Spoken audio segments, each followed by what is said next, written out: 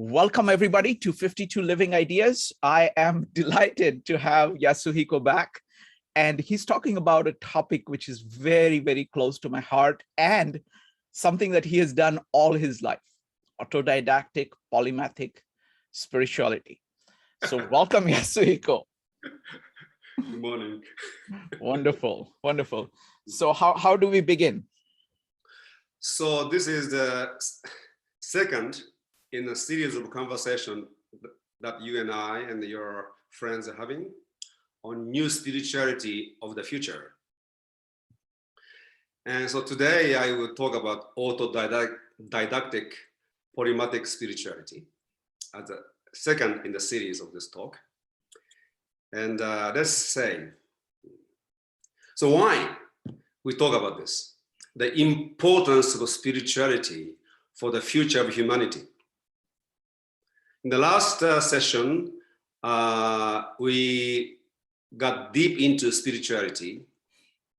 I did the same thing with Angela in her program about what spirituality is, and I redefined what spirituality is, and which involves the awakening and development of spiritual intelligence in integration with intuitional, imaginational, intellective, and the basic, which means information processing intelligence. So it is the evolution of human intelligence, starting from the information processing, which is basic intelligence, which artificial intelligence can replace very well.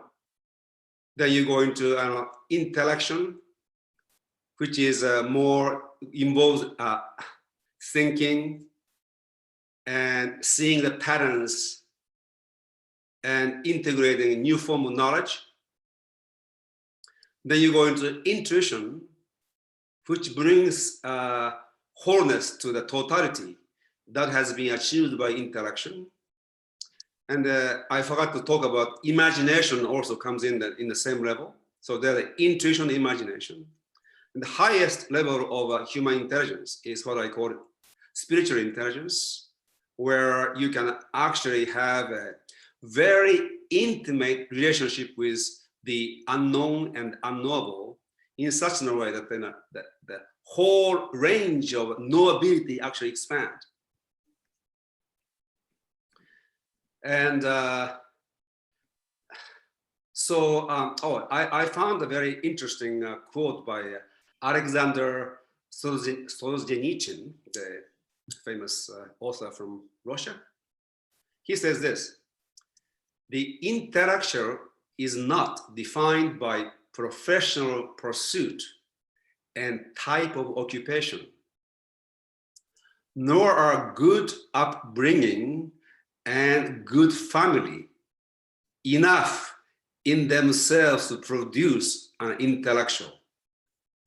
An intellectual is a person whose interests in an occupation with the spiritual side of life are insistent and constant and not forced by external circumstances, even flying in the face of them. So he is defining a real intellectual as somebody who has an internal spiritual dimension. And this is pointing to the future of humanity as well. That's beautiful, beautiful quote. Yeah. So the spirituality of the future is a full evolutionary blossoming of the human individuals into becoming what is called Homo Deus, the divine human, which has become possible not in spite of, but because of the technological advancement that is taking place under the name of the fourth industrial revolution, which Buckminster Fuller, among others, anticipated in 1960s and 70s. Having read his books since 1980s, I was aware of this coming of the fourth industrial revolution, which is now taking place right now.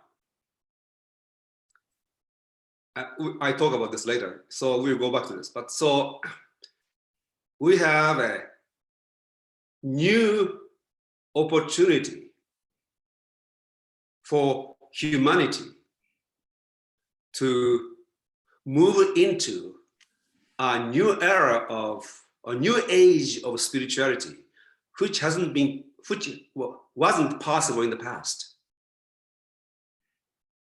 But it is not a sure thing. It can go into a different direction. So spirituality is important in order for us to move into the age of imagination and new age of abundance and freedom. And this is very personal to me.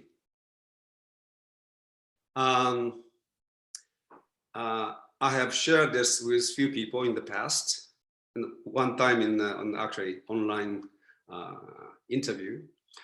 So when I was 16, I had this what I call spiritual epiphany. And it was like a downloading of knowledge, which it has taken decades to unpack, revise, and expand. But at that time, at the age of 16, it answered fundamental questions I was asking about life, the purpose, who am I, and purpose of life, in a way that was completely surprising to me. And I was very happy, but then I realized that people didn't receive my happiness well in my school. Actually, they treated me very cruelly, violently, because I was no longer part of their establishment. You know, I was in a school for an elite school, and I was saying something, you know, what that was not going along with their teaching. So I begin to read, skipping classes and reading a lot of books, and so there was two lines of reading. I was most attracted to Buddhism, and two lines. One was the Dogen Zen. And Shobo Genzo, Dogen's writing has at least 75 volumes. If you add a few other things, it goes all the way to 96 volumes. It takes a lot of time to read them. And then there's another line which comes from Shinran. I don't know if you've ever heard of it. Shinran is the Buddhist master, originator of Pure Land School, which is maybe the closest to Christianity amongst all the Buddhist teachings. And I encountered a teacher, a philosopher, Shuichi Maeda, who studied under Shinran School's master, Akegara's Haya, and studied under Kitaro Nishida in Kyoto University. And through him, I studied Akegara's Haya and his teacher, Mitsuyuki Kiyozawa. And they all integrated the Western thinking into this, Buddhist thought. And Akegara's Haya has written an essay called Dokurushya no Kyodotai Sengen, which is a declaration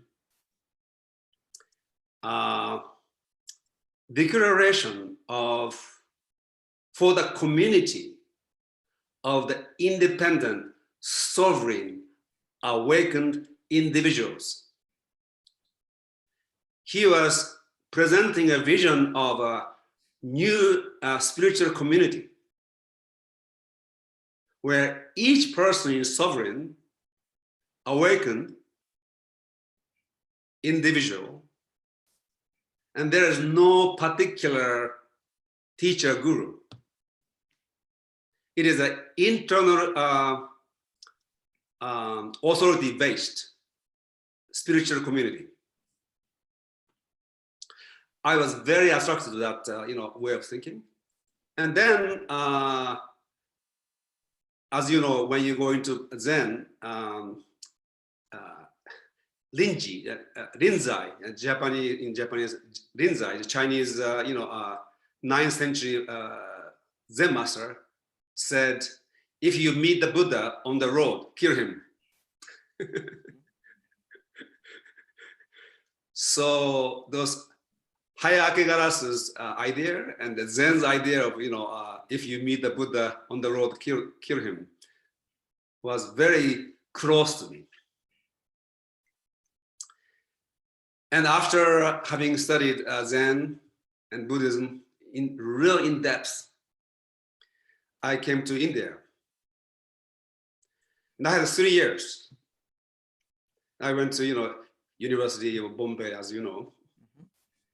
And I have to restudy English and also studying Sanskrit in Japanese. And I said, well, I have 3 years, only 3 years. Maybe I should focus on mastering English and read as many books as possible. And I love to learn, but I don't like schools. And oftentimes I was absent from school and went to library. And when Krishnamurti came, I went to listen to Krishnamurti. And the owner of the home where I was staying in Bombay had a home in Pune. He was kind of wealthy man. And he stayed in Pune more often than Bombay. So I went to Pune and I realized there was a man named Rajneesh, Osho Rajneesh, and there was a big ashram there. So I went to his lectures. Through them, Krishnamurti taught guru-less spirituality. Truth is pathless land, and you are the one who is seeking truth. Nobody can teach you truth. Yes. Rajneesh gave a lecture on every mystic, every scripture that exists, not only Hindus, but also Taoism, Zen, Sufi. And I saw, and he also given lecture on Nietzsche. It's like he represented a new kind of spirituality in the sense of, there's unity amongst all those religions. There's a state of consciousness from which you can understand every path and appreciate and see the integration. That was the Rajneesh's contribution. And through Rajneesh, I learned about George Gurdjieff. And by reading Gurdjieff, I also, studied his students, brilliant people, Peter Ouspensky, J.G. Bennett, Maurice Nicole. And from Gurdjieff and his students, I learned something, which is, Gurdjieff was immersed himself into esoteric traditions and understand many different schools. He knew about 22 languages. At one point, he was a tutor to Dalai Lama. He went to Tibet to study Tibetan original, but his job was to teach, Dalai Lama, and then not only absorb those ancient teachings, he created a new kind of teaching. And different aspects of his new kind of teaching, his brilliant student taught, Ouspensky, Maurice Nicole, and then J.G. Bennett and others. So those three teachers are really deep influence on me. As I said, just before I left India, I read the Life Divine by Sri Aurobindo. My English was good enough to understand his English by that time. Anyway, so then I came to the United States and I came across Buckminster Fuller and also studied other things, including Bruno's idea. And Giordano Bruno had an idea of the universe as acentric. You see, before Copernicus, it was geocentric. And after Copernicus, it was heliocentric. But Bruno was way ahead of everybody. He said there is no such thing as center in the universe. This universe is infinitely eternal. So there is no particular center in the universe, which means it's also an omnicentric. Any point you point in the universe is the center of the universe. And Buckminster Fuller defines the universe as the aggregate of all humanities consciously apprehended and communicated, non-simultaneous and partially overlapping experiences. Now, he makes the universe as an aggregate of stories. It's brilliant. And this is, again, it's omnicentric. So the original vision I learned from Akegara's hire turned into the vision of omnicentric civilization, where each individual constituting this civilization is an awakened, spiritually awakened, intellectually sovereign individuals working together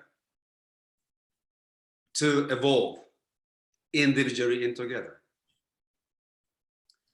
So the book I read when I was 17, and in 10 years, when in California, after having read Buckminster Fuller and Giordano Bruno, it became omnicentric civilization vision.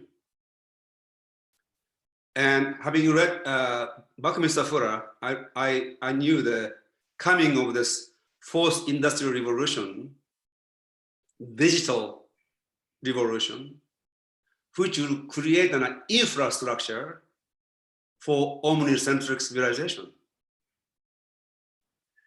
So that is my personal connection to this. And one more thing, Ayn Rand. Ayn Rand has written many novels, not many, but great novels, and also many essays. One of which is a collection of essays called For the New Intellectuals.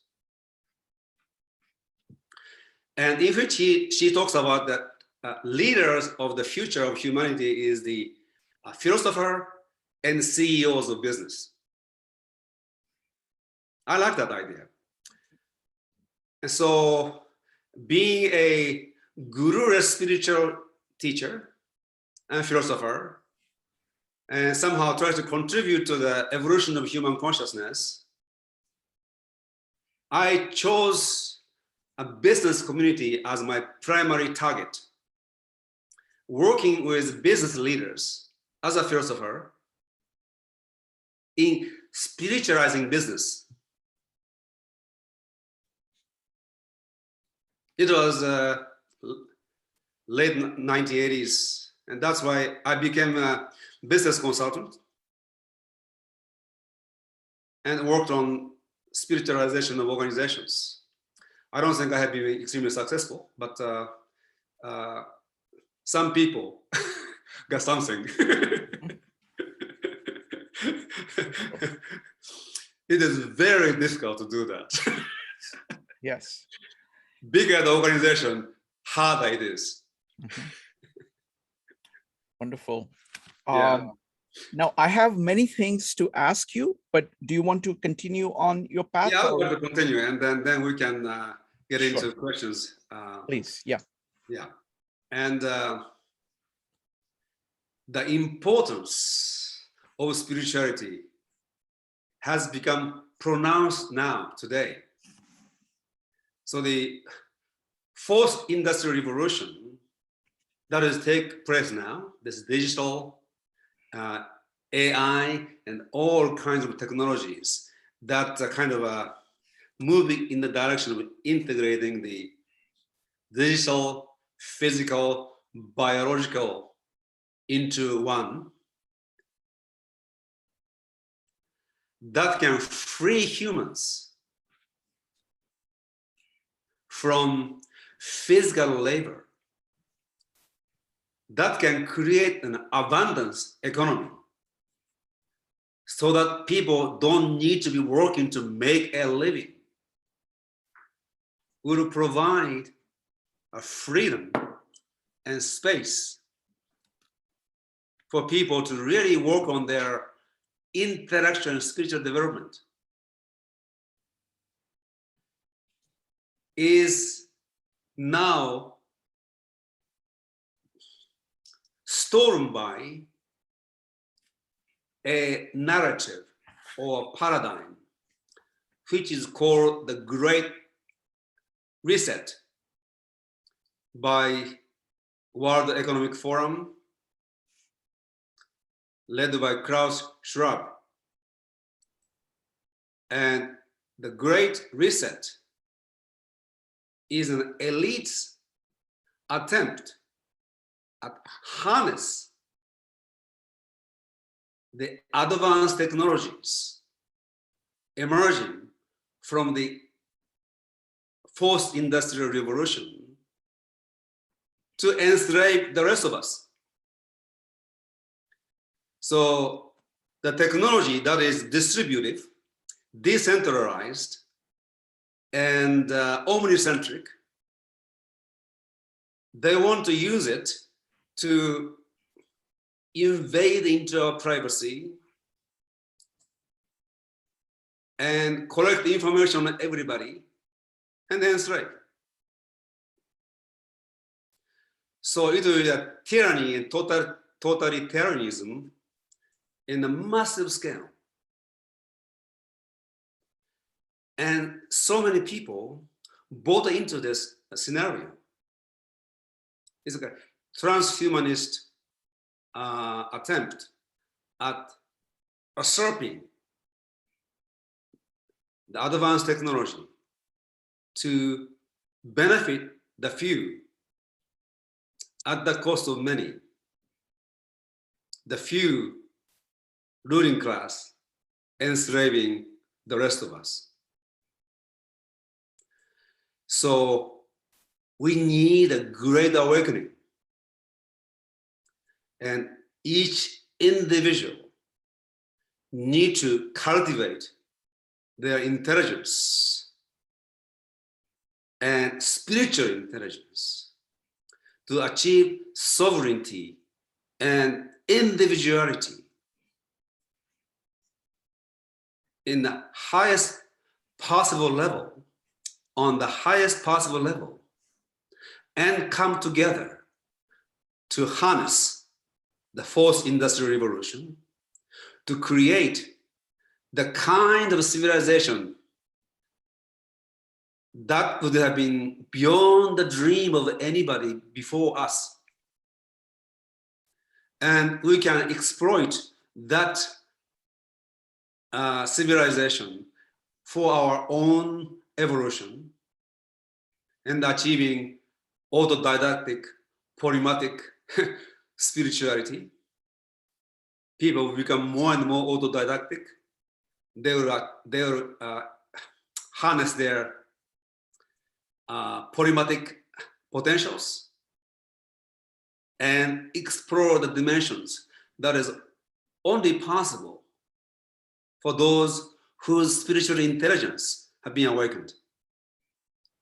So this is, to me, an urgent thing.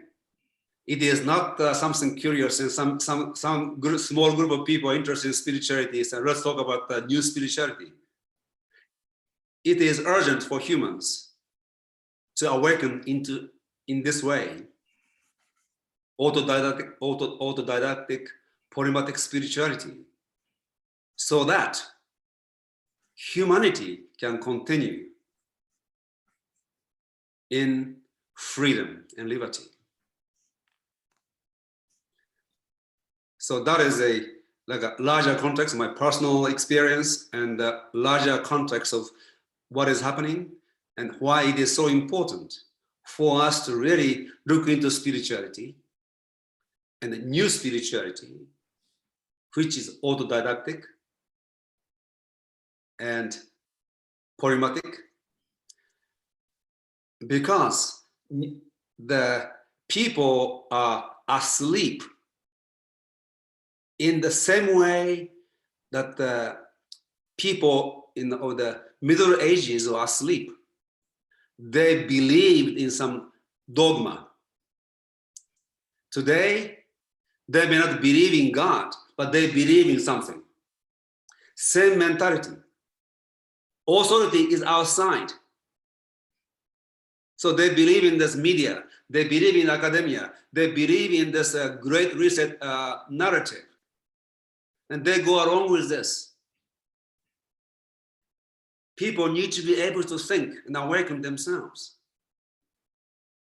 So your and my individual evolution is important, but also it has a significance to the rest of humanity.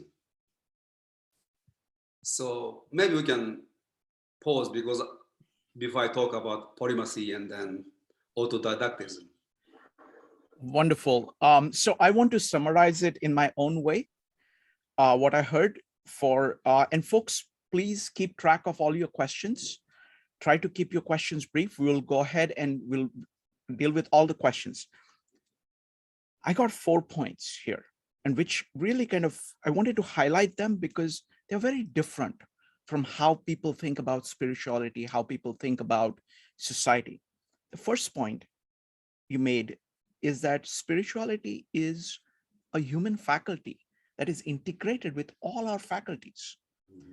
And it is really the core faculty which drives other faculties and which is at the heart of who we are. And it is intimately connected to imagination, rationality, information processing, senses, action, society. So it is like the center which is going to, which has all these effects. That was point number one.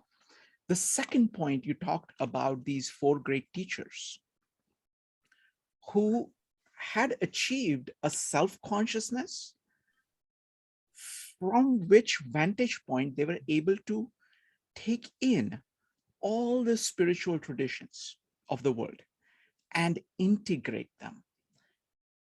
Instead of saying, okay, I'm going to give you this canned version, it was a way of achieving a perspective, a standing point within your own soul from which we can relate to everything. That was the second point. The third point is the view of an individual as being spiritually awakened. I love the word awakened because most of us are sleeping most of the time to the core of our being. We are asleep at that level. So spiritually awakened, intellectually sovereign and free. So there is nothing that is stopping our mind. Yes. And it's in that order. It's like spiritually awakened, then intellectually sovereign, and this being the condition of many people. It's not just you. It is omnicentric, that this is a center that there are many, many, many, many such centers. Each of us has the potential of being that center. That was the third point. The fourth point is about the current technology and the amazing age that we are living in, which actually makes operations of such individuals and cooperations working together of such individuals possible. And the results of which, both at the spiritual, intellectual, psychological, physical, economical, political level, are of a magnitude much, much, much, much higher than what people like Aristotle, Aquinas, or Jefferson could imagine. So those are the 4 points that Yes, one more point, maybe you covered it, but so we have an environment, physical environment, and we have also intellectual environment, which I call idiosphere, sphere of ideas and ideation. Up to this moment,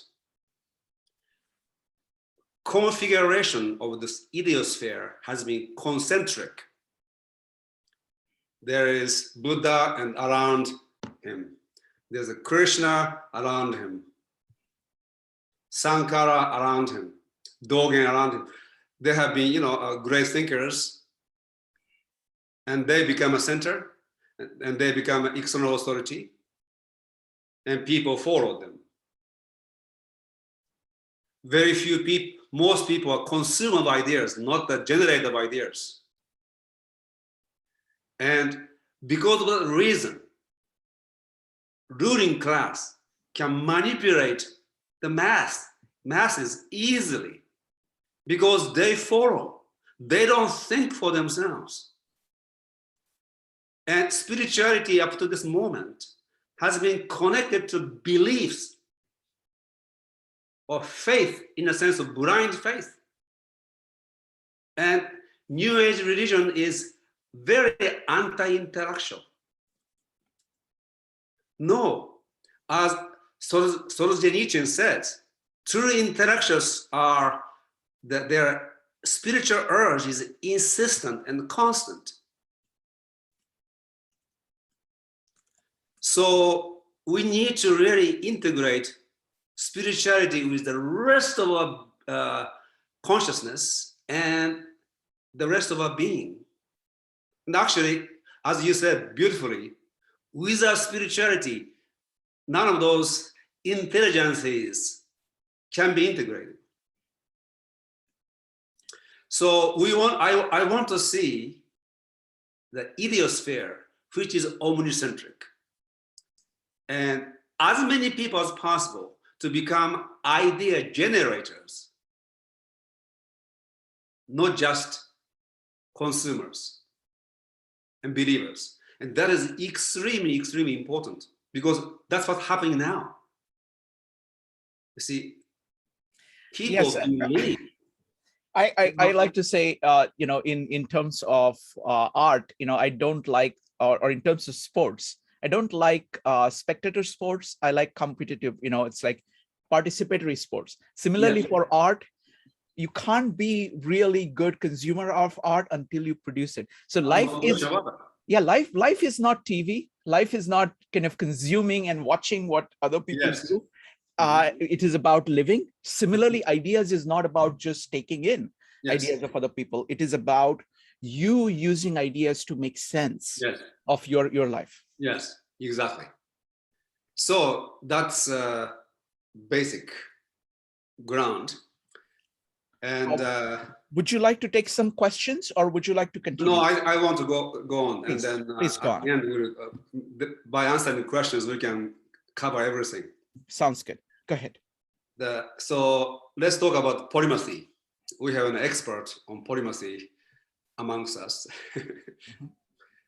And from my perspective, for the creation and development of age of imagination, polymath and polymathy will play a leading role. And one of the most popular or well-liked quote, my own quote from 150 quotes from on Facebook, I want to read it to you, and you can connect this. So this is what I said. The ultimate in creativity is that which creates new perceptions of reality and visions of world. This creativity transcends and is more fundamental than any form of art. It is the direct participation in the creative process of the universe. It is the foreseeing of a possibility arising as a new future in the cosmic evolution. And evolution is synonymous with exploration. The more evolved we are in consciousness, the further is the horizon of our exploration, and the greater is our capacity for exploration. Wow. And now you can see the connection between polymathy and polymath with this kind of creativity. So polymathy is the evolutionary trajectory of human intelligence when it is being freed, liberated from the cultural and social impositions, programmings and conditionings to become a specialist, to be specialized. When our intelligence is freed, natural curiosity, will start to move us. And you can't be curious about one thing only in your life. Curious person become curious about almost everything. And when you are curious about something, when you study the something, since universe is interrelated, interconnected, and every subject has a connection, eventually you become interested in other subject as well. So you can go multi to this, also single to multi. And this is a movement of curiosity and intelligence, yes? Yes. So polymathic intelligence that will develop as we develop our spiritual intelligence, evolve in the two complementary directions. One is the greater intellective, intuitive, imaginative, and spiritual intelligence, obviously. The second is the multi-logical and trans-paradigmatic thought, and multidisciplinary and transdisciplinary knowledge. And this polymathy, now this I want to, especially share this with Angela. There's a concept called ontological flooding, which I will call ontological immersion. And I'll explain, yeah? So ontological immersion has two dimensions. You see, when we study many things, we can have one framework and study things and fit into our framework. That's one way of studying things, absolutely. Or you just set aside your own framework or paradigm and immerse yourself, not just intellectual, but ontological. You're being immerse yourself into a particular culture, particular subject, particular paradigm, and understand that paradigm, culture from within.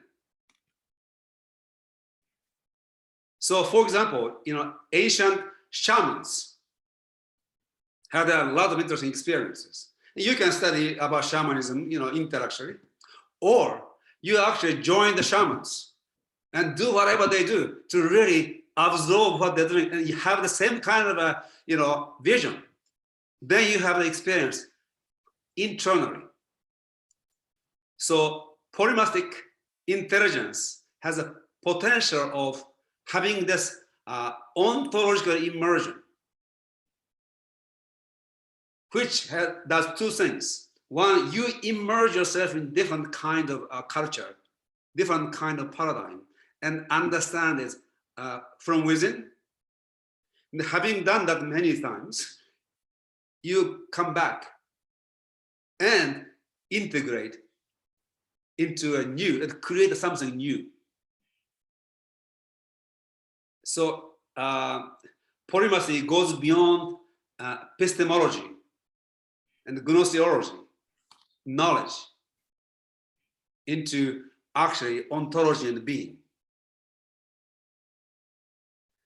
And so spiritual intelligence makes it possible for polymath to become competent at this ontological immersion, which is what I mean by trans-paradigmatic mind. You will have a different kind of experience and understanding of different subject in this way. And this is what I call also omnicentric consciousness. It is not just self-consciousness, it is self-consciousness, so to speak. And multi and trans at the same time. There's a similarity to Aurobindo's supermind, because his supermind is like a bridge between the supramind and the inner mind.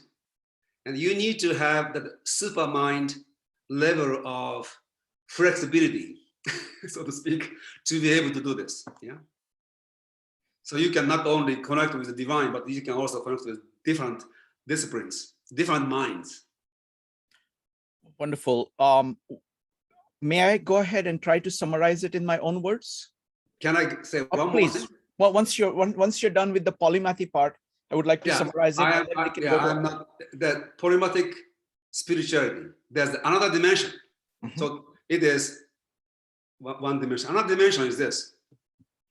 So in India, we have a famous caste system: Brahmin, Kshatriya, Vaishya, and Sudra, which was actually originally 4 dimensions of humans: human being, human consciousness. Brahmin dimension represent a philosopher, scholar, wisdom, knowledge. You can say Jnana yoga, mainly. Of course, everything isn't it, but the focus will be there. Kshatriya, warrior, leader, with courage and leadership. Raja yoga. Vaishya, producer of wealth and business, and a businessman, whose job it is to create wealth, mainly physical, but can be anything. Karma yoga. Shudra, server, worker, service, loyalty. Bhakti yoga. Each human being has all those 4 dimensions.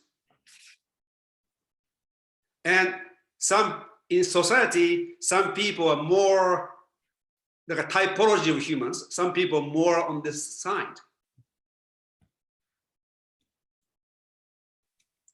I am very heavy on Brahmin and Kshatriya. I don't do very well with business. And Shrikant, maybe the same. Yes. Well, no, you're a good businessman as well, so you have everything maybe. But you see, we have all those 4, but there are some typologies. So you see, within yourself you have all 4, and the society typology. There is no up and down. It is the 4 different dimensions of humans and society. Polymathic spirituality.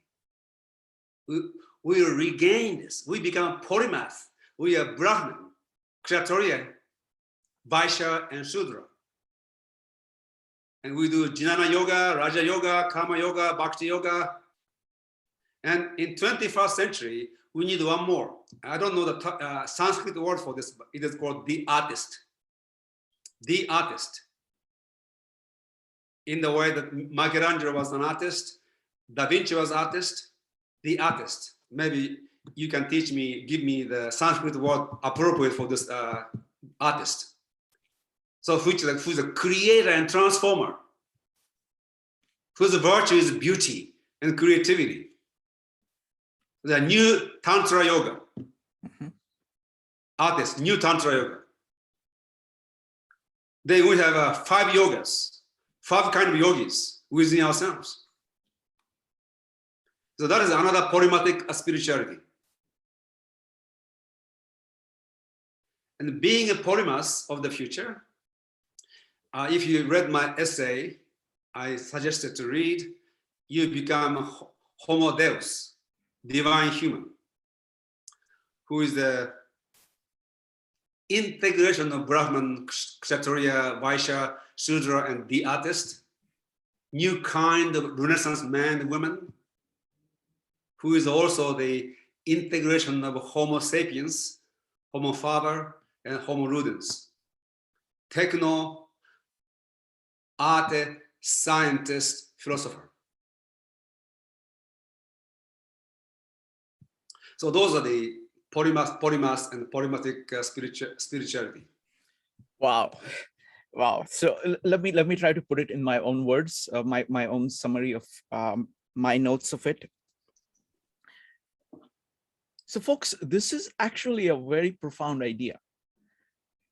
In the first section, we talked about spirituality and pointed to other things.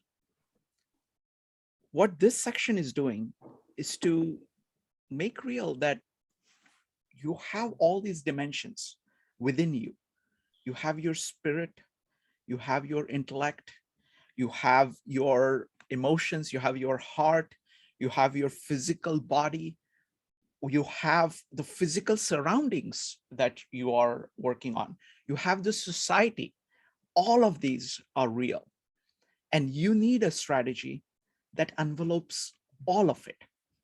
So the ontological immersion is to immerse yourself in a physical context, immerse yourself. So starting at the physical context, intellectual context, which is very different from yours. You have to be prepared to do that in order to fully see the basis, both the physical, intellectual, psychological, spiritual basis of something that is other than you, other than what you currently have. And being able to access that at all those levels, it's critical to support your spirituality, to support your core. You can't do spirituality. This is not the view of spirit as opposed to matter. This is the integration of spirit with matter.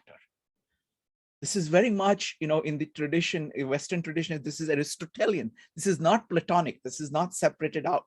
This is all one thing, intimately connected to each other. And any progress you make at any level actually supports all of it.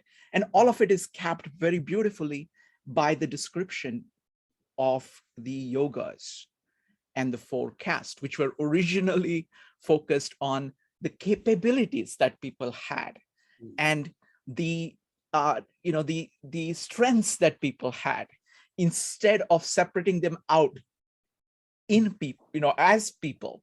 You're saying that these are the faculties that you have. You have the capacity of working, you have the capacity of feeling love, you have the capacity of your mind, and you have the capacity of focusing on what you need to do in spite of all kinds of things. So bringing all of these together in us as human beings is what the yoga is about. We've been studying Bhagavad Gita. It is all about integration of these and how they support each other.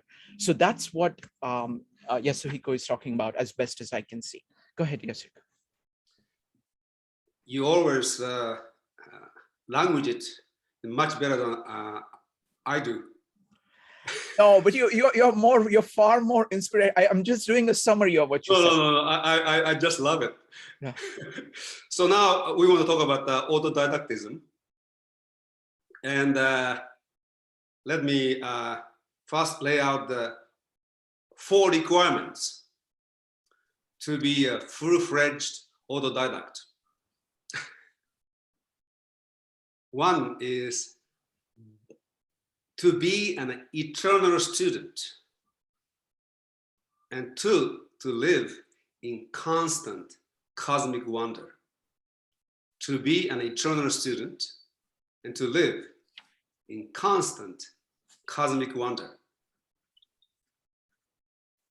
The second requirement is to be a cosmic being first, before and beyond being a social being. So who you are and the purpose of your life need to be understood in the cosmic sense and cosmic context first, before the social sense and the social context. The second. The third one is to be a sovereign individual, self-initiative, self-causative, self-generative, and self-responsible individual. It's kind of obvious. And last is to see and live your life as your primary artwork. Making an art of your own life every day. So those four. So go deeper into each one. So being an eternal student. So being an autodidactic implies, being an autodidact implies that you be both Krishna, the teacher, the knowledge, and Arjuna, the student, the learner, not knowing. Being an autodidact means that you be an eternal student of life, nature, universe. So the inner Arjuna is an eternal quest, while the inner Krishna is in eternal attunement with the whole, the known, the unknown, the unknowable.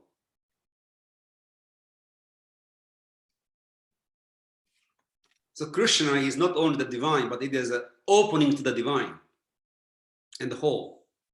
And Arjuna is the eternal student who is in eternal quest for knowledge, wisdom, greater awareness, and greater consciousness. The original Buddhist concept of evolution is the process of open-ended learning. I love that concept. So evolution is, as I said, is synonymous with exploration. The more evolved you are in consciousness, the further is the horizon of your exploration, and the greater is your competency for exploration. So the evolution of consciousness requires that we be in a constant state of quest. We must remain free from our own insight, realizations, and theories. When you have an aha experience, you become so impressed with it that you get stuck there. So we should not be too impressed with and thereby stuck in our own realizations. Letting go of our realization, insight, and knowledge is as important as attaining it. The spiritual awakening is a ceaseless process of light spreading and darkness dispelling. So an eternal student always gazes at the unknown and at the boundary between the knowable and unknowable.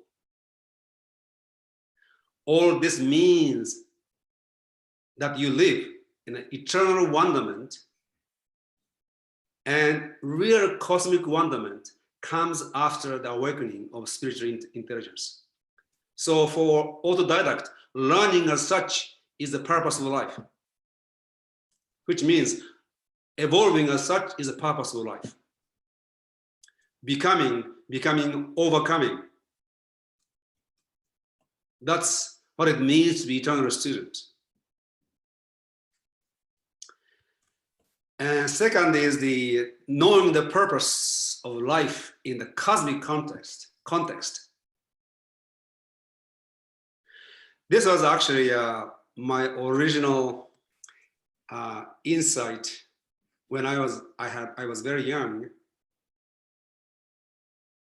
I was asking what the purpose of my life and who am I? So the purpose of life is to be, which is ongoingly fulfilled. And to be and to increasingly becoming you.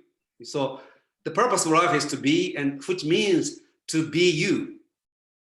And being always is in the process of becoming. And you can only become what you are already. So, you are becoming you and more. And this is in a cosmic sense. Each one of us is a unique monad, singular monad, singular cosmic destiny. So the purpose of your being is to actually unfold this singularity into its greatest possible evolution.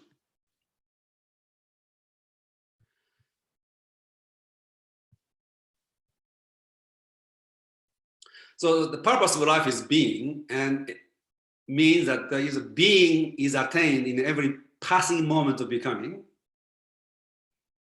And if you are being authentic, you increasingly become the authentic you.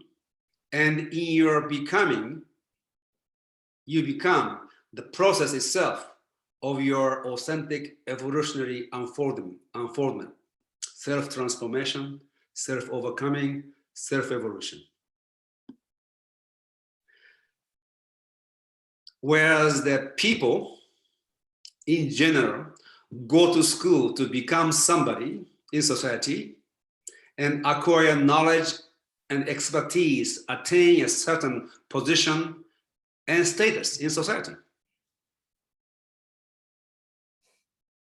That's why I said you need to be a cosmic being first before you being a social being. And society is not interested in your cosmic being and cosmic destiny. Society is interested in itself and how to fit you there. So people forget the cosmic dimension of their existence and exclusively focus on the social dimension, forgetting their cosmic self, their Atman. So the autodidacts acquire knowledge and expertise as an expression of becoming who they are authentically, of fulfilling their own purpose and destiny, independent of society and their status therein. As evolution is an open-ended process of becoming, and learning, your evolutionary self-unfolding involves ceaseless becoming and learning. So for you and me, an autodidact, learning, evolving is the end unto itself. Now, Shirikant introduced me to the work of Louis Sullivan, the connection between function and form. So when you see, so the form ever follows function, yes? That is his famous statement. It's very profound, very, very profound. You can write a whole book just based on this one sentence. It contains so much. Actually, it contains the whole universe, actually, in one sentence. So your function in the universe, cosmic, your cosmic function in the universe is learning.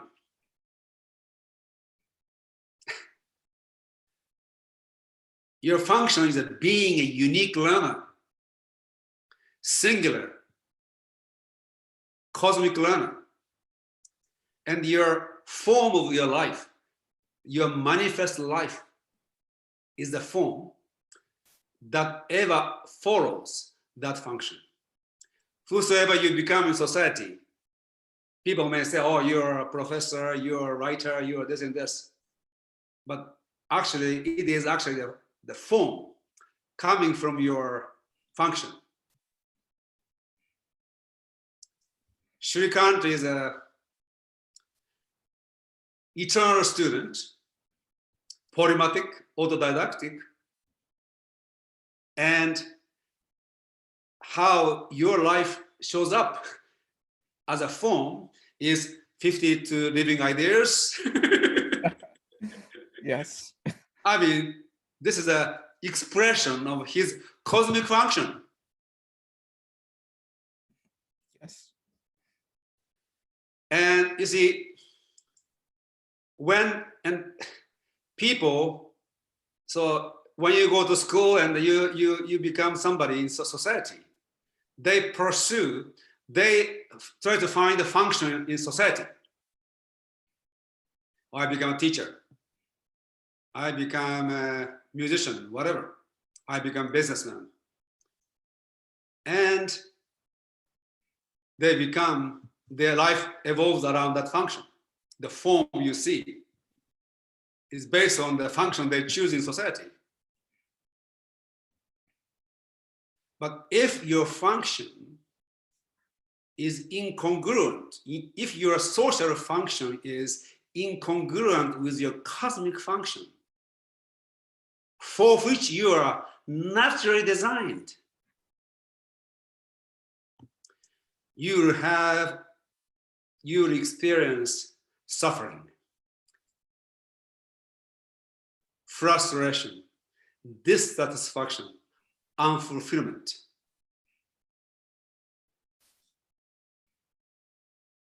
So no matter what function you choose in society, being a cosmic learner, learning has to be part of it. Yes? But then somebody whose cosmic function is more in the direction of being an artist, working at the office 9 to 5 would be extremely frustrating.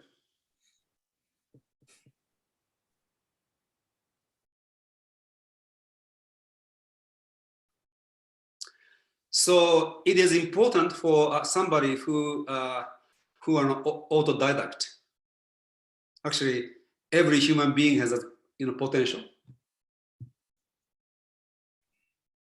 Want to see himself or herself in the context of the universe and context of the cosmic function, which is a unique learner, unique evolver,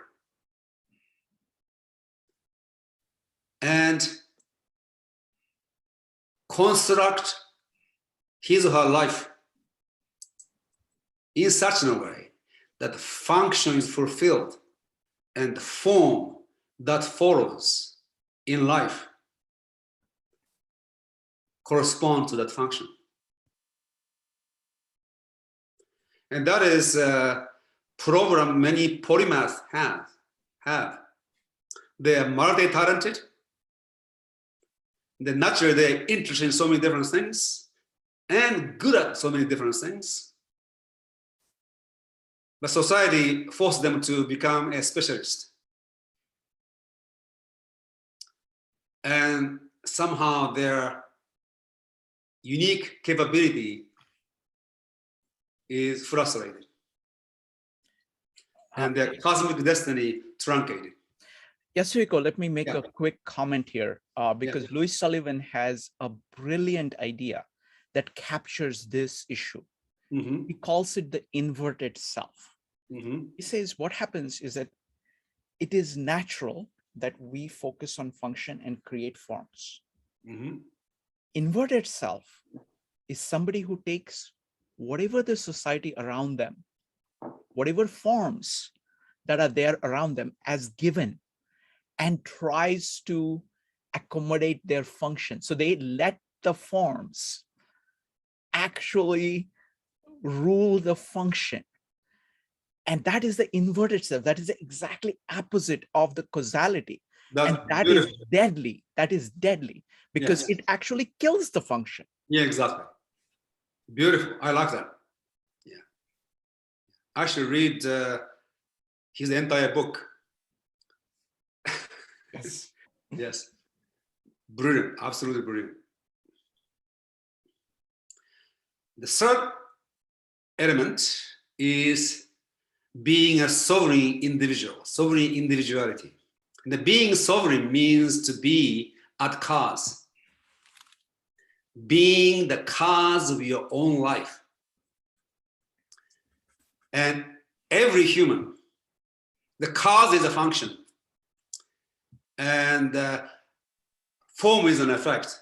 You can say that there's that kind of relationship. Yes. Not exactly the same, but you can map into the same Yep. format. And human beings live in the realm of and on the level of effect. So the best they can be is being effective, never being causative. And you get validation and accolade for being effective. You don't get the validation and accolade for being causative. So being at cause is an essence of being an independent, sovereign human being. And it is also one definition of freedom. Freedom is the state of being at cause and the process of becoming as cause, which is function. So the cause is the active force that is unmanifest. Cause is supra sensible and supra perceptible, whereas effect is sensible and perceptible, obviously. And the effect is a reactive. Science studies at this moment, science studies only effect.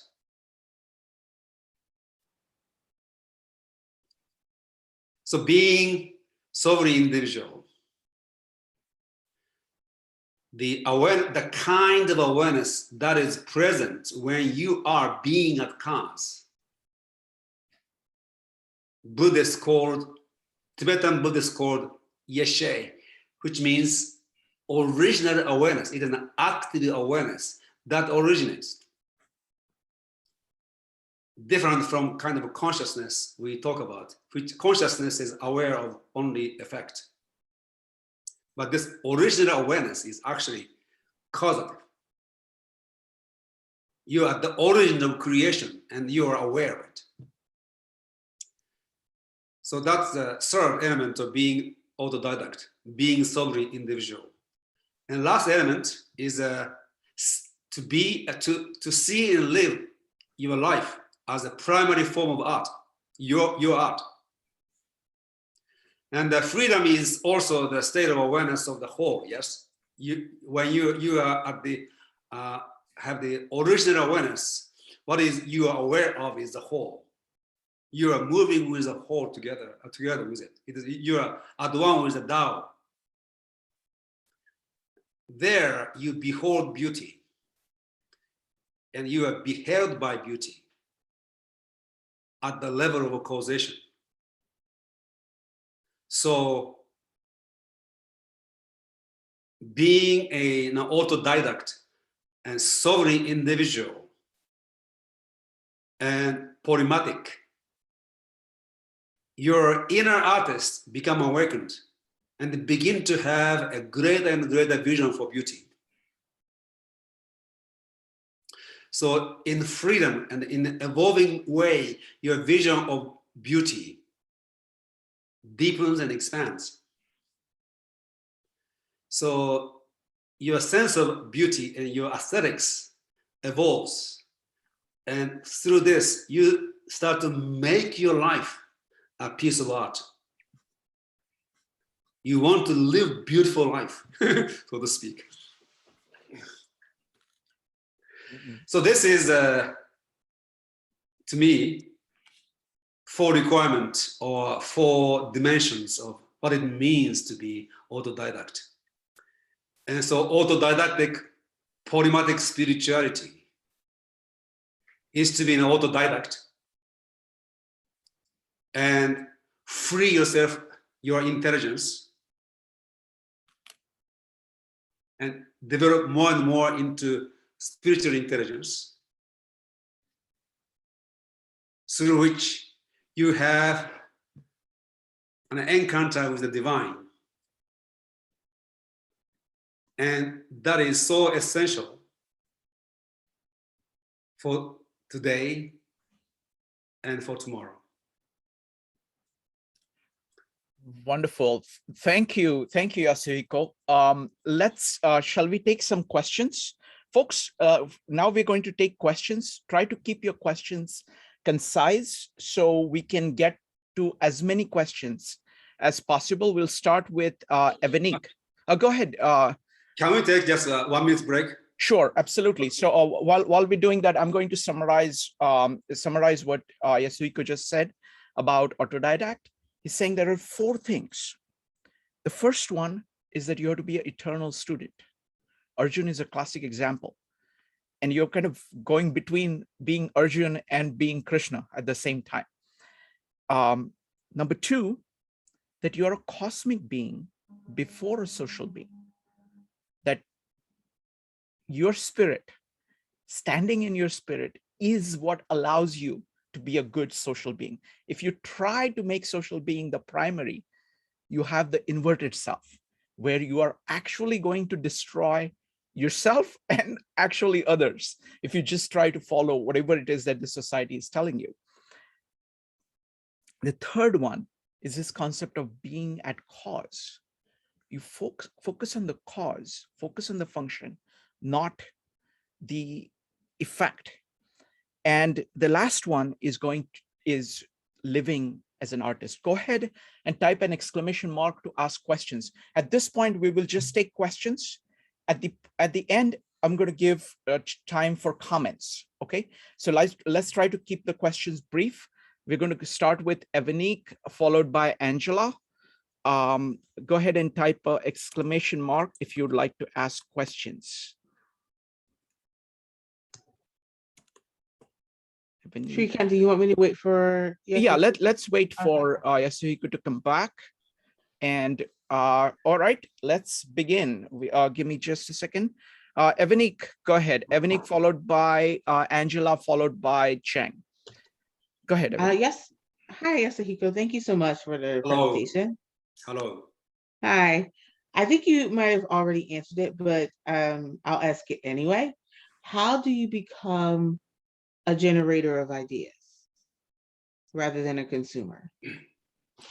Number 1, you want to pay attention to the questions that are arising within your awareness.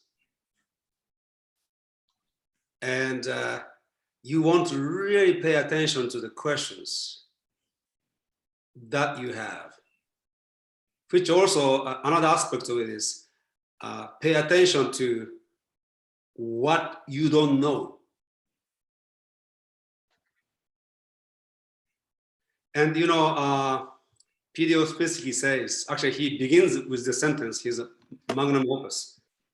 The most difficult thing in life is to know what we know and to know what we don't know.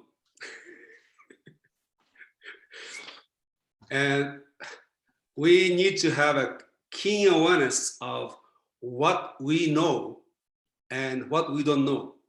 So when you start to pay attention to the questions you are asking, you also become aware, increasingly aware of this, what you don't know, in contradistinction to what you know. And we begin to realize that, you know, we actually know very little relative to what can be known. And there are very few things, you know, we can, I mean, in my case anyway, I can say, I know. But also this knowledge is more like a spectrum. There's an absolute certainty and absolute uncertainty. Our knowledge is somewhere in between. Some things we are much less certain than others, but you go this way. There are a few things you can say, I know absolutely. Most of them are in this area. And you want to really pay attention to this. And then, so cherish the questions. And then you begin to, answer those questions yourself. Yourself. You must make an effort to answer the question yourself. One of the reasons I chose Zen as my spiritual path originally when I was young is because Zen is not based on answers. It's based on questions. And it is based on inquiry, not based on beliefs or theories. So when you go to, you ask questions to your Zen master, he will ask you a question. Mm-hmm. It's rare that the Zen master actually answers the question. But when you answer the question, it is wrong answer, he said no. So obviously he knows the answer, but he never gives you the answer. So that is, so you want to see yourself, your life as an ongoing process of learning and ongoing eternal quest, and always, always value what your questions. And one important question you want to ask is, what is the question that I am not asking that can transform my life? Wonderful. Thank you. Next up is going to be Angela, Jang, Jyoti, Jeff, and Laura. Angela, go ahead. Hi, Yasuhiko. Hi, Angela. Hi, good to see you. Good to see you. So you're talking about autodidactic polymathic spirituality, which I love. What role do you think bravery plays in someone's ability to actually become autodidactic, polymathic, and spiritual, and to make their own life a unique artistic expression of their own essence? What role does bravery play in that? So courage, you call bravery, is, as C.S. Lewis said, at the foundation of all moral virtues. Because when you practice, when you exercise, when you express, when you live any virtue, you need the courage to do it. So courage is essential. Now, courage is not, of course, absence of fear. It is a mastery of fear, as people say, which is correct. So fear, you will start to have a different relationship with fear when you begin to have courage.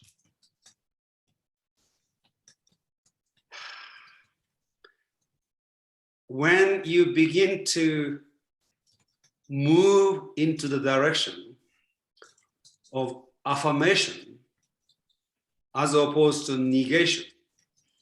You see, fear is an emotion that arises when you say no to reality. So there's an element, there is an excitement. When you say no to that excitement, it becomes fear. And so to begin, you need some courage to begin with, but you begin to affirm. The first thing you affirm is your own fear.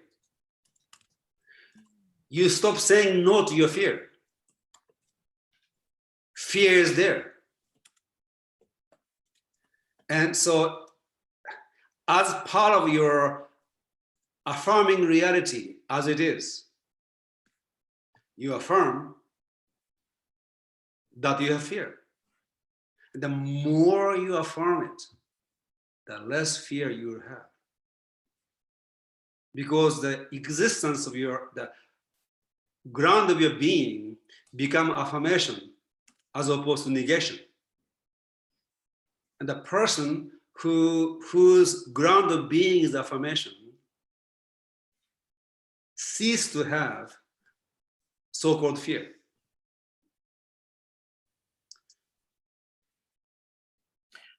Wonderful. I just want to let you know, folks, that we are doing an entire meetup on the virtue of courage. This is based on my reading of 103 Great Ideas. This is, great books. This is basically compiling all the questions people have asked throughout history, whether philosophers, novelists, scientists, economists, historians, they have asked about courage. So we're going to list all the questions that have been asked, and we're going to look at all the answers that have been given. And then we're going to have a discussion. So the kinds of questions will be, this is going to be this Thursday at 9 p.m. What is the nature of courage? What role does courage play in human life? How is courage related to other virtues? What motivates courage? Is it honor, love, happiness, duty, faith? What training and practice builds courage? What is the political and civil significance of courage? So that's what we're going to do on Thursday at 9 p.m. This is, by the way, I started these meetups, Yasuhiko, as 103 Great Ideas meetups to discuss. We've gone through 50 of those ideas.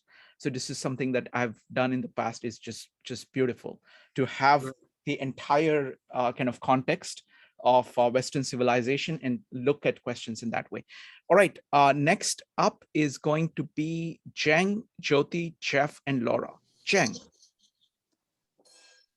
Hi, Yasuhiko. I really like what you said about spirituality. We have a lot of discussion on that, and the future of what we do with all the different religion, spirituality. And I really like your proposal.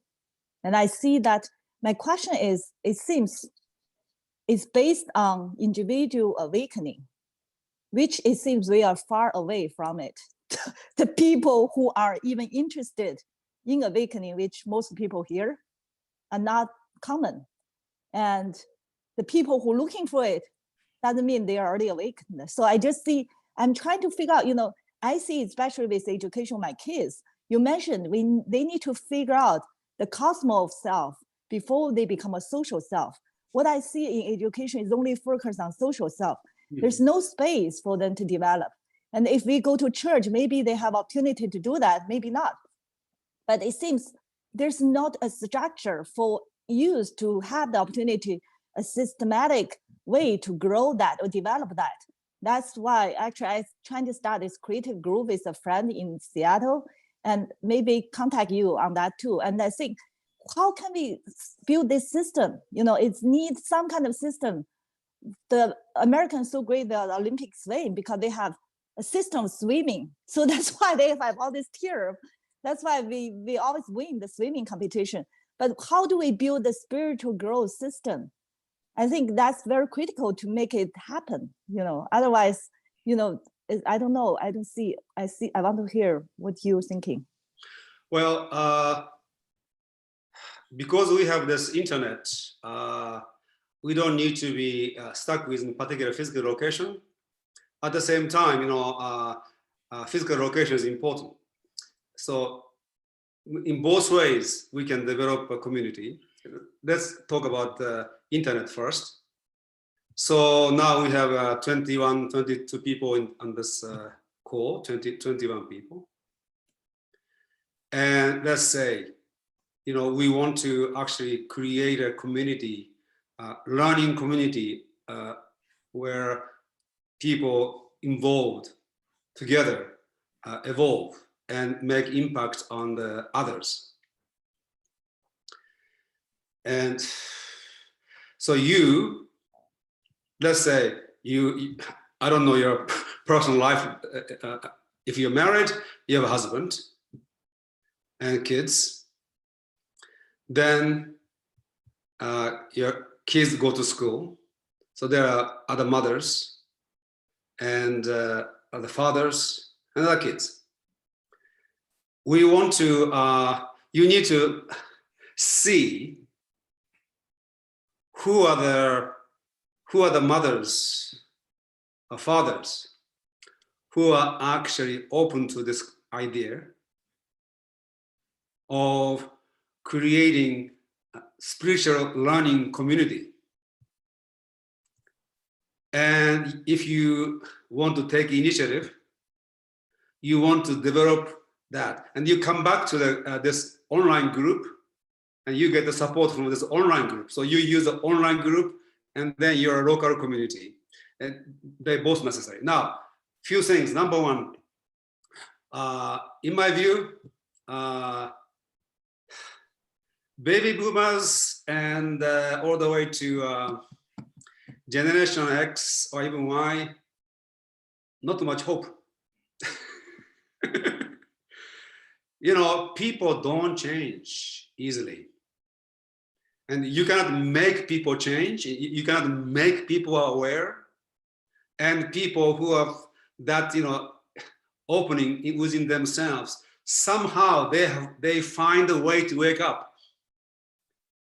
And so there are awake people, there are asleep people, there are some people in between, but in between people, there are two different directions. They want to sleep more, or they want to awake more. Okay? And you want to approach this. And I think what we need to do is to create this kind of community, online and local together, outside of the system that exists today. Alternative system. Global and local interlinked community of spiritual polymathic autodidact community. And I think the homeschooling is excellent for kids. But you need to also educate the parents. So, you know, personally, we want to approach young people who are getting married, third family. We want to involve them in your local community. And you see, learning and education is a whole community affair. So now online, we learn together.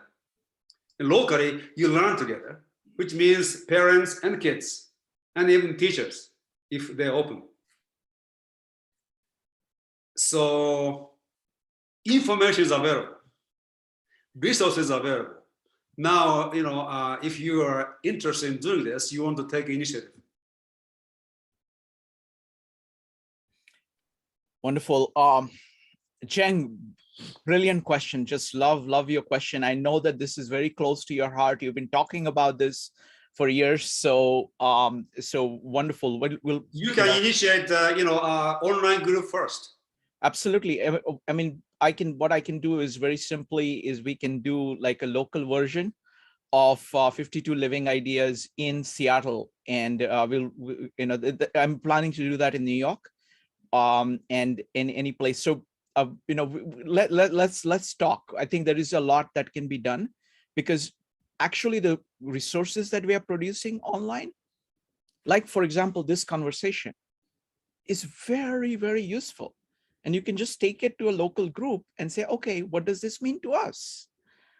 In whatever group you have, whatever, you know, so, and you can feed that back into the online. So the point that Yasuhiko was making about that we are living in an incredible world where actually many things are possible, which were just not possible, even like 10 years ago or 20 years ago. So thank you. Next up is going to be Jyoti, Jeff, Laura, and Alice.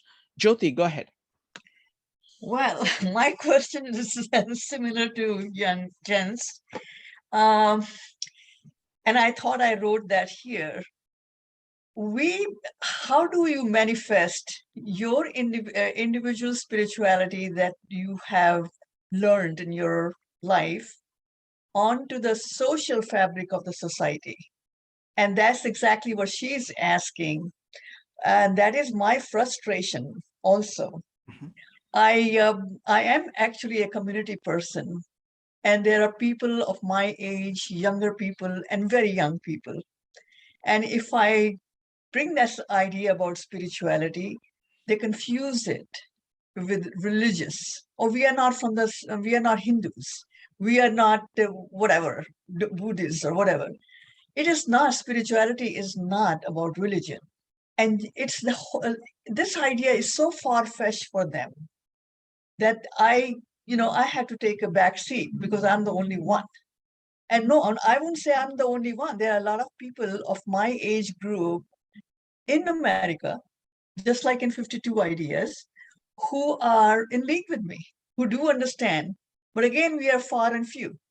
So you could fulfill yourself, but then when you go outside your home, 4 doors, 4 walls, you are very frustrated because people are not buying into it. And just like Jen, she has younger children, I have older children, and they meet with the same brick wall. So, it is very frustrating for people like us, but it's not very, very frustrating for people like me also, because I'm at the stage of my life where this is more important to me, how I view myself and how I want to navigate my path in the future.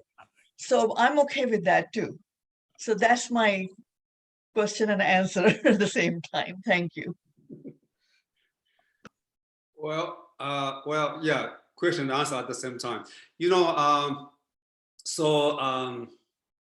the last like 20 some years, I consulted businesses, and I also organized courses, and I charge them good money, not online course I'm doing, but the actual courses I have done or consulting, and people who have the commitment to learn, they are willing to pay for it. So sometimes you have worth of knowledge in your life. You can actually meet people who are interested in this by actually organizing courses. Anywhere you can do.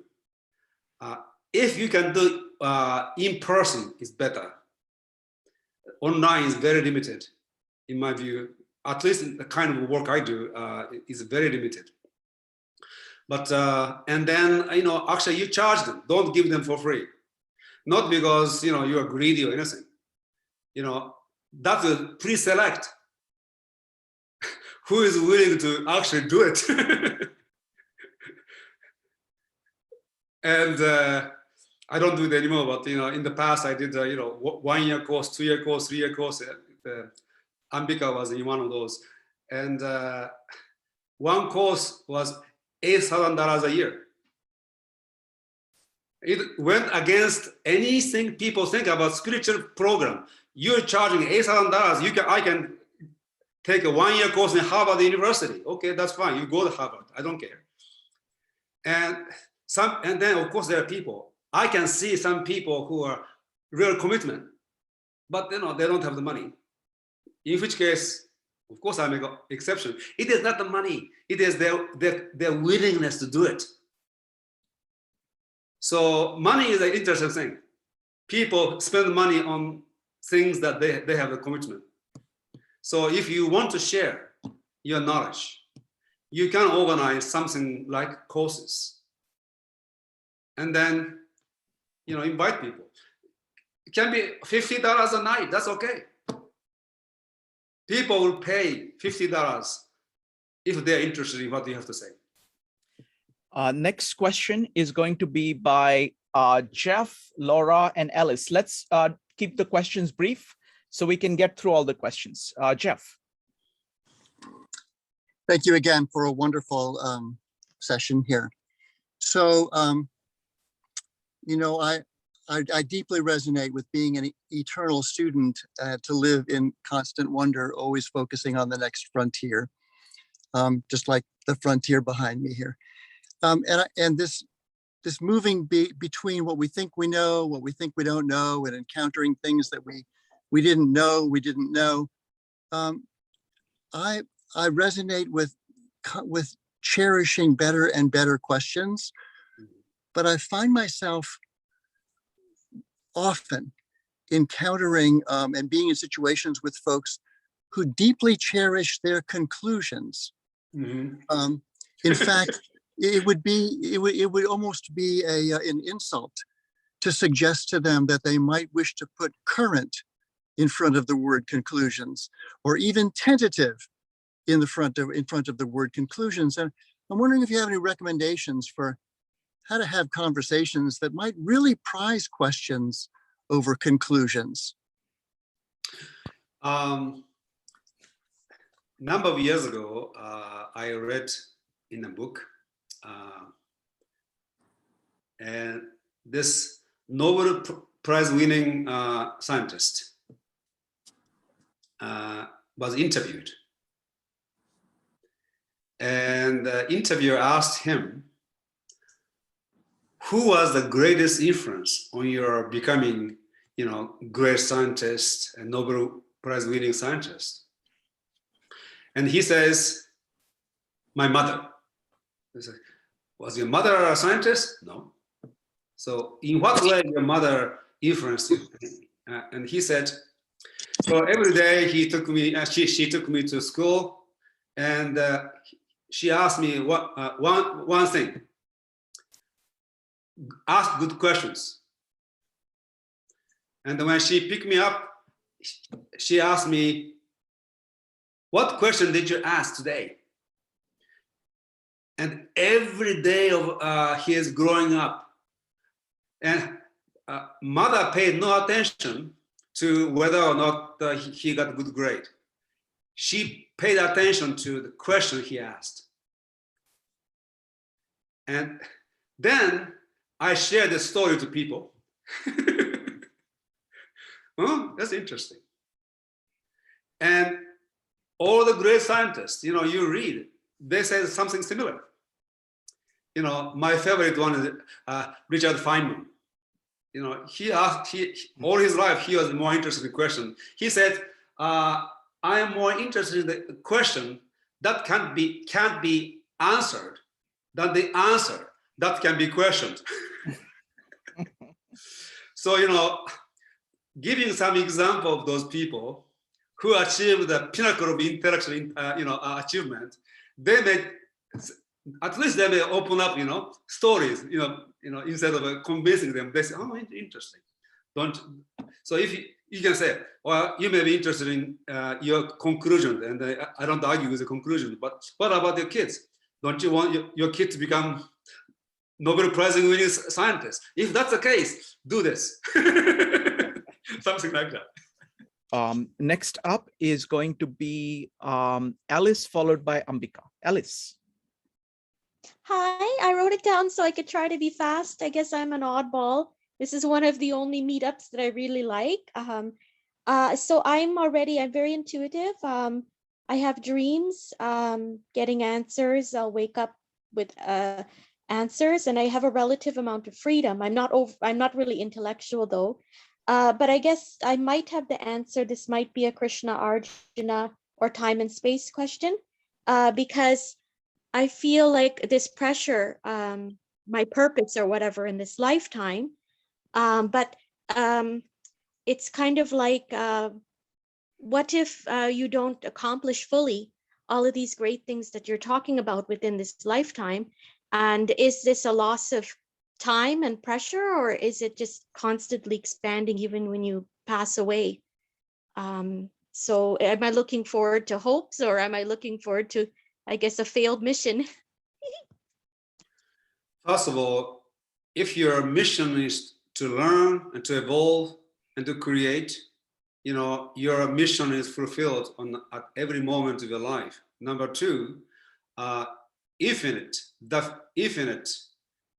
can never be fulfilled in the time and space that is finite. So you and I will die in the middle of the project, not having done everything that we could have done. And that is fine with me. Wonderful. Thank you. Now, last question is going to be by Ambika. And then I think Angela has a comment about polymathy and spirituality. So we can do Angela's comment and then Yasuhiko's comment on that. So let's go with Ambika next. Yasuhiko, firstly, thank you so much for an exquisitely beautiful, magnificent presentation. I feel it in my whole being, as you know. And what I want to ask is, given that all shades of human expressions coexist at all times in that weave, how would people in this evolving community and in its manifestation deal with the issue of evil? Ego. Evil. Evil. Okay. You know, evil is a concept that has been invented by the evil people.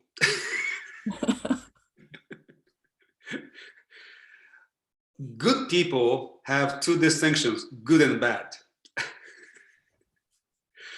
And evil people call us, good people, evil. And themselves good. Have you noticed that? Mm. So, although I have used the word good and evil in the past, and I continue to use it, but you know, we want to be careful in using this term and don't fall into their distinctions, but use the word in our own distinctions. So there's a good and bad, number one. And so what is good? Good is that which is conducive to evolution. And bad is that which is inconducive to evolution, individually and together.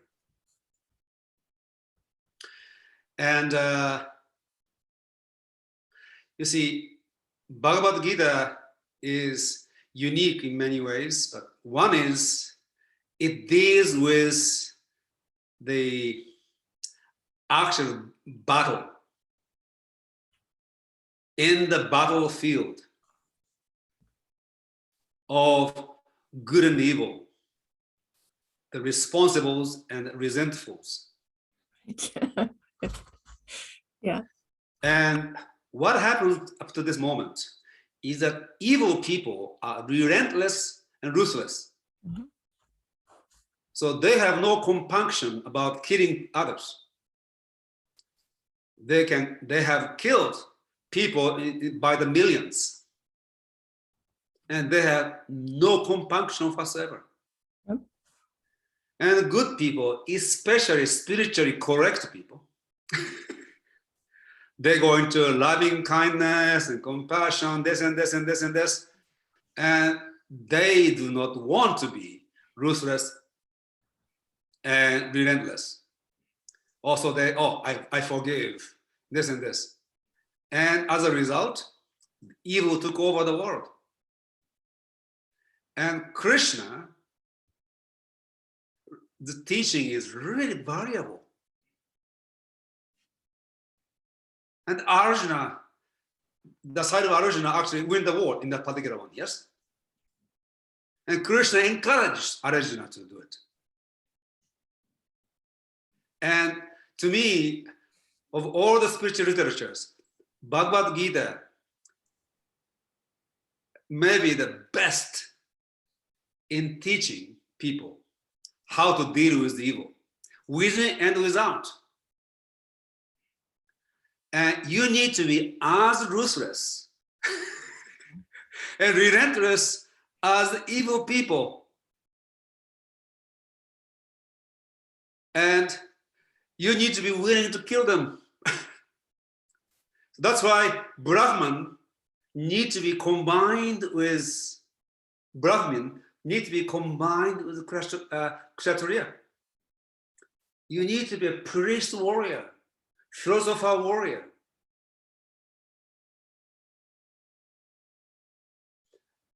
Spiritually correct, politically correct, compassionate people, they become the servant of the evil. Really. And it is a false compassion, false goodness. It is weak It is fear-based. Wonderful. Thank you. Thank you, Yasuhiko. Now, Yasuhiko, yeah, Angela had a comment on polymathy and spirituality. So Angela, please go ahead. And then we are running out of time. So maybe about 3 minutes. Does that work? Oh, sure. That's plenty. Okay. Thank you. This has been so wonderful, Yasuhiko. I love this stuff. And by the way, probably most of you watching this have no idea, but I've known Yasuhiko for, I don't know, it's probably getting close to 10 years and took many classes with him. He's been a spiritual mentor to me. And I also wrote my doctoral dissertation on polymathy. So this subject hits very close to home for me. I basically am dedicating my entire life to spreading awareness for polymathy. And I love connecting it now to spirituality, as I consider myself a very spiritual person. And when I think about, like, what are we here to do? If it's true that we are spiritual beings here having human experiences, like if you buy that, then what is the point of this? What is the point of being a human being on planet Earth in 2022 or at any time really? And for me, the answer I come up with when I ask myself that question is that we are here to learn, explore, have the human experience as fully and as deeply as we can. We're here to express our authentic essence. And for me, the way you do that is through polymathy. Polymathy means many learnings. It's basically being a Renaissance person. It's freeing yourself from the cage of specialization and the expectations of society so that you can be you. And yes, you can make your life artistic expression. But I would add to even more than just an artistic expression, because that makes it sound so calm and beautiful and wonderful. I would say that life as a polymath is an adventure. And you become an explorer of the human experience. And that may mean even having difficult experiences and embracing that difficulty so that you can learn.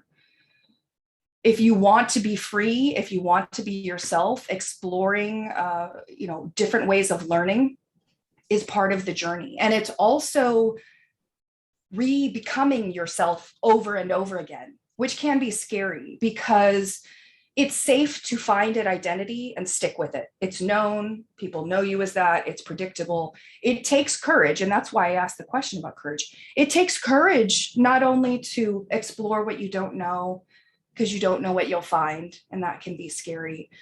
It really takes courage also to let yourself change and evolve and become a new version of you. But that's what living is, that's what being free is, in my view, is letting yourself change. So on a practical level, I just want to encourage anyone watching this to be open to life as it comes to you. Be open-minded. Be open to what you don't know. Be open to changing your mind and your opinions and your identity even. Let life change you. Let life take you on a journey and be courageous about it. So hopefully something I said there was useful to somebody. And I encourage you to, live life as an adventurer, as an explorer and an artist. Thank you, Angela. Yasuhiko. Yes. Any comments, Angela, any thoughts? Go ahead. One of the things that Angela said is very important.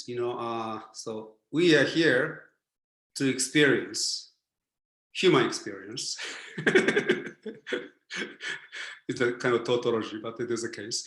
And all spirituality, at least misunderstood version of it, denies many aspects of human experience in order to achieve spiritual enlightenment. And it is important for us to really fully experience everything that is available for human to experience. If you enter any experience with your awareness, it is spiritual. And some experience you cannot enter because that is not something that you are designed to do. Killing people, for example. So this full affirmation, full embracement of life, human life, as such is very important aspect of new spirituality.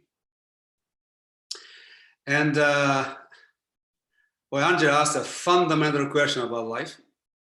Why question? And people, maybe everybody in this group, I don't know, when you have so-called spiritual experience, you really you have this experience of divine. There's no other word to actually, convey this to people, the divinity. And there's a kind of a consciousness, awareness that embraces this infinity. And from there, we begin to see that in a way, the divine or the universe is the divinity's experiment in evolving consciousness in form. And humans are one kind of forms. And it's possible when you look at the whole infinity of universes, there are different forms that are evolving consciousness in different form. And when we begin to think about something like this, it's really like a majestic. And I always go back when meditating and being alone, I go back to the sense of immensity that arises with the experience of divinity. That immensity contains infinity, eternity, and beauty. And it is possible for everyone if we just open our mind and consciousness to that which is beyond us. Wonderful. Thank you. Thank you so much, Yasuhiko. This was amazing, amazing. And I look forward to our monthly conversations. Thank you, everybody. Great questions. Really appreciate you being here. We'll see you soon. Thank you. Bye.